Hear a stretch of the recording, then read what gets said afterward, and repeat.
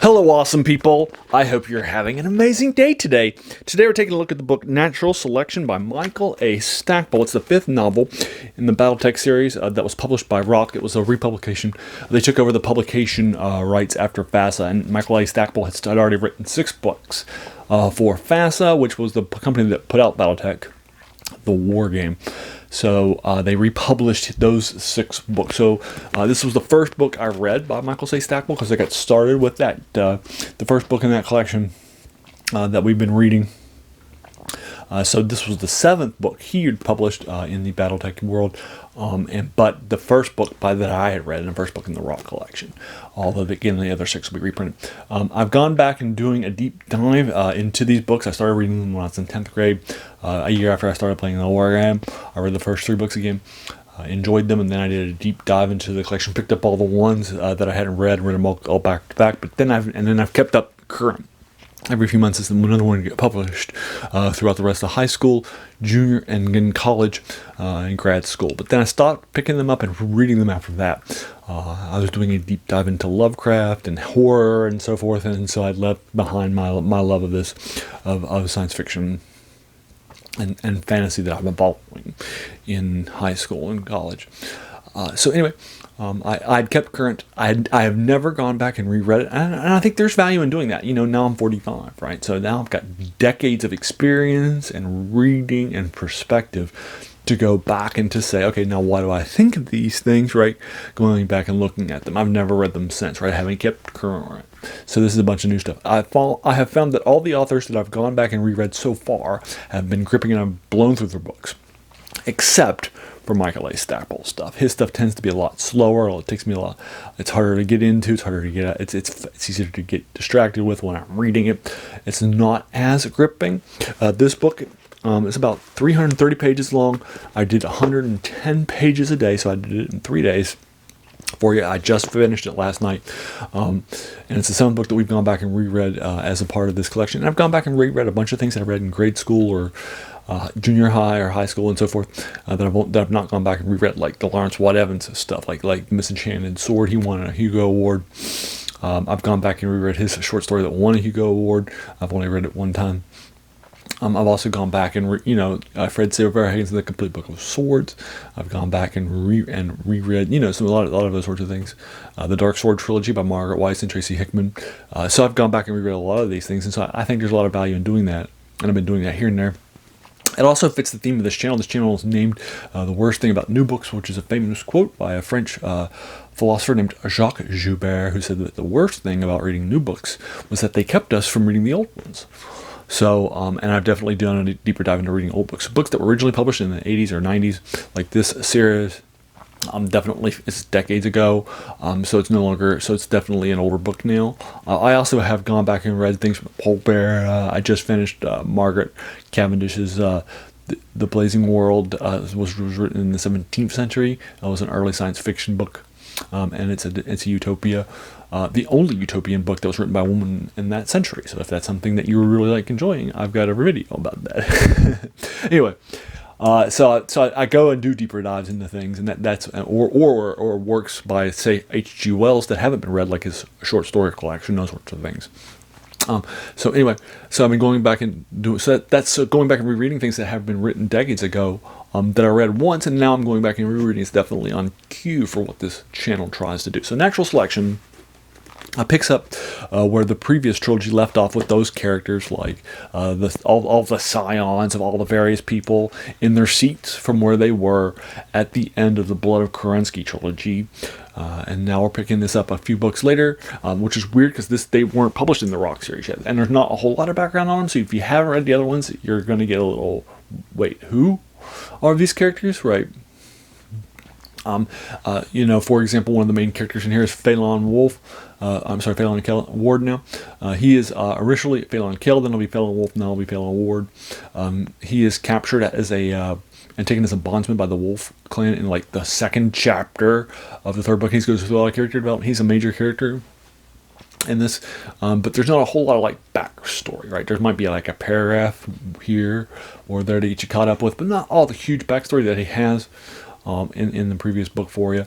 Also, he doesn't have Other major characters Victor Ian Steiner Davy, the scion of two realms in the successor states, the Illyrian Commonwealth and the Federated Suns, that have combined into the Federated Commonwealth now. He's also there too, but again, he's just another scion of two major houses. Another major scion of Kaya Arleo appears in just one chapter. He's now fighting over on the Solaris 7 in their battles for their Colosseums for Max and that sort of a thing. So he's doing those so he shows up for like a chapter, but he was like a major character in the previous trilogy too. So it has a lot of the same people in the same seats. And then you got to move, and then they'll move around in this. So you really do need to reread those. There really aren't a whole lot of new characters. The major new character is the Red Corsair, the bad guy, and a guy named Nelson who's going to be captured by her, become her bondsman. And then that's it. So those are our two major new additions to the Stackpole canon. Stackpole's stuff tends to have major events that happen. His first trilogy, the Warrior Trilogy, which I reviewed for you, tells the story of the Fourth Succession War and the marriage of Hans Davian and Victor's parents to Melissa Steiner, that begin the union of those two realms. Then he also has the next trilogy, the Blood of Kerensky trilogy, tells the clan invasion, mostly from the perspective of the Inner Sphere, although, again, Phelan, who's a major character in this one, is our point of view character for the clans, and we'll learn a lot about the clans the same time he does, since he's been captured by them. And then, so that tells that story, that takes years, and then, the Fourth Succession War takes years too. And now we're having some major events in this one, but it feels much less plotty-ish. Like you're just chasing down bandits, right? Now, the bandits were set up. We're told early on these bandits are going to be a bad thing for the Inner Sphere and its recent peace that's won at Tuked. But because it might bring the clan war back to front, so we really need to shut these down. We're given that information on several occasions by several people and several perspectives. I just don't buy it. I was going back and reading it. This is my least favorite of the 7 Michael Stackpole novels. I'm going back and reread. I'm giving it a 6 out of 10. Michael Stackpole is actually my favorite writer coming out of this when I come out to it. And if you had asked me who my favorite BattleTech writer was of all time, I would have said Michael A. Stackpole. Stuff tends to be more political thriller, less with giant spear-shaking events and backstabs and turns and alliances forged that are unusual and tentative, right, and all these sorts of things that are happening.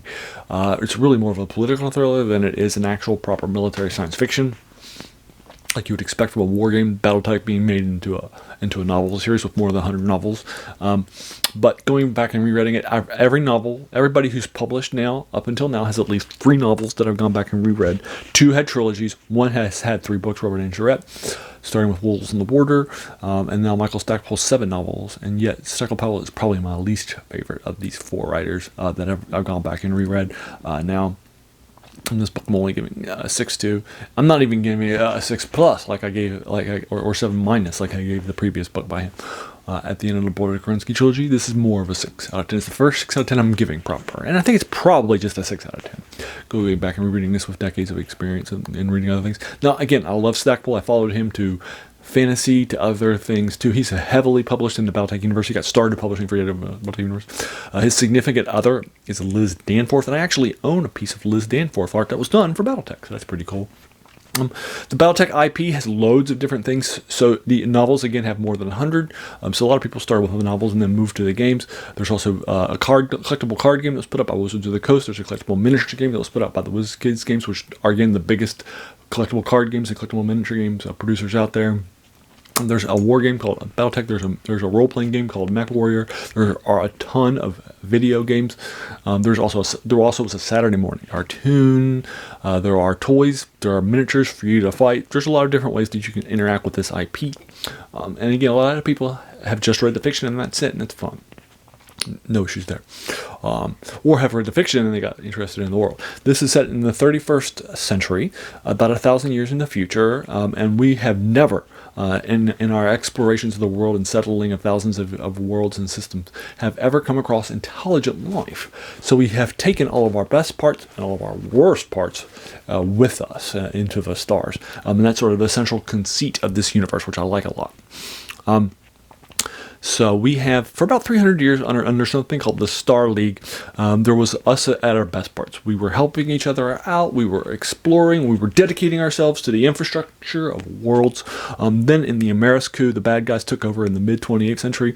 And then the bad guys took over, and they killed the rulers, and they took over. They had to be ousted. And then there was...